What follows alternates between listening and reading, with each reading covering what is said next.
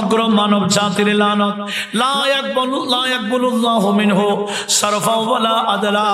আমার আল্লাহ তার কোনো ফরজ, ওয়াজিব, সুন্নত, নামাজ, ইবাদত, বন্দেগী, এমনকি আদার নফল ইবাদত, কোন ইবাদত কবুল করবেন না।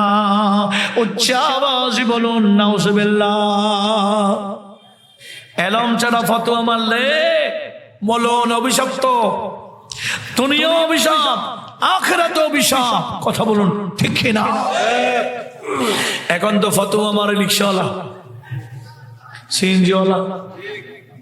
কথা বলুন ঠিক কি না? ফতোয়া এত সস্তা হয়ে গেছে। ফতোয়ার তাহকিক করতে পারবে? ফতোয়া এটার তাহকিক দিলে অবস্থা খারাপ হয়ে যাবে না? আজকে এ জাহেল মূর্খ কতগুলা ইসলাম নিয়ে যেমন তেমন বলছে, এক জুবান কেটে ফেলবে আমার আল্লাহ। আল্লাহ সবাইকে বোঝার তৌফিক দান করুন। গোটা কোরআন না, আল্লামা আব্দুল গনি নাবলসি ওনার একটা কিতাব আছে কাশফুন নূর আন আসহাবিল কবর, সেখানেও আছে। আল্লামা ইমাম কুরতুবী ওনার একটা কিতাব আছে আত-তাযকিরা বিউমুরিল আখিরা, এই কিতাবের মধ্যে বিউমুল কুবুর ওয়াল আখিরা, এই কিতাবের মধ্যে নোট হয়েছে হযরত হাসান বসরি রাদিয়াল্লাহু তাআলা আনহু ওনার থেকেও বর্ণিত আরো পরবর্তী ঘটনা আছে।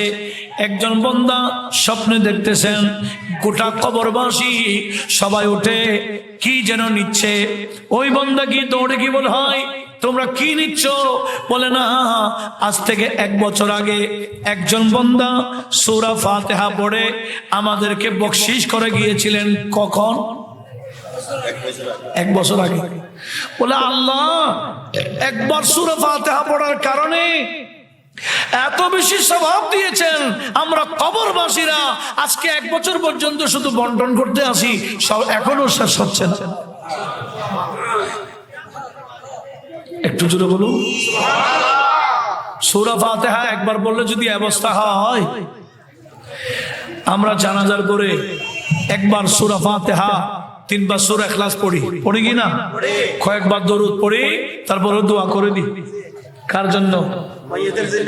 দেখেন 3 বার কোরআন সূরা ইখলাস পড়লে 1 খতমের সওয়াব কে দিবেন? 1000 মানুষ থাকলে ক খতম?